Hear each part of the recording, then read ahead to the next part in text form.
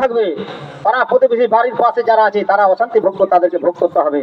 তো সেটা যেন না হয়, যার জন্যে আপনারা বসে সিদ্ধান্ত নিন তাদেরকে কিভাবে কন্ট্রোল করা যায়, কিভাবে আলোচনার মাধ্যমে আপনারা সেই সমস্ত জিনিসগুলোকে কন্ট্রোল করার চেষ্টা করেন। বিয়েতে বক্স না বাজালে কি বিয়ে হবে না? না মানুষ জানতে পারবে না? কি বক্স বাজালে কি আপনার মানে অনেক টাকা আপনাকে বলবে কি হ্যাঁ খুব টাকাওয়ালা আছে, না কি কি বলবে?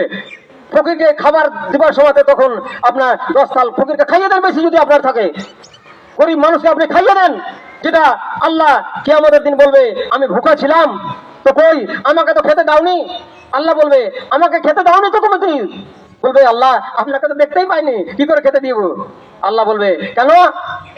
তোমার দরজায় আমি ফকির সেজে গিয়েছিলাম, আমি তোমার দরজায় ফকির সেজে গিয়েছিলাম, আমাকে সেদিন তুমি তাড়িয়ে দিয়েছিলে, এক মুঠ ভাত দাওনি, আর বক্স বাজাবার বেলাতে 5,000 টাকা খরচ করে 7টা বক্স কে 12টা বক্স আনার।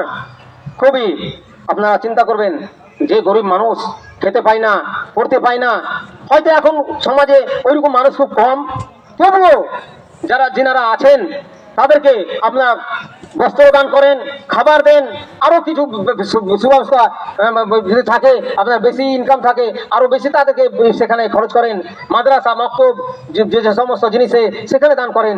ওই বক্সের টাকা আপনি 2,000 টাকা ওখানে না দিয়ে এই মাদ্রাসায় 2,000 টাকা দেন, যেটা আপনার সিলসিলা কিয়ামত পর্যন্ত জারি থাকবে। আল্লাহ পাক যেন আমাদেরকে সকলকে তৌফিক দান করেন।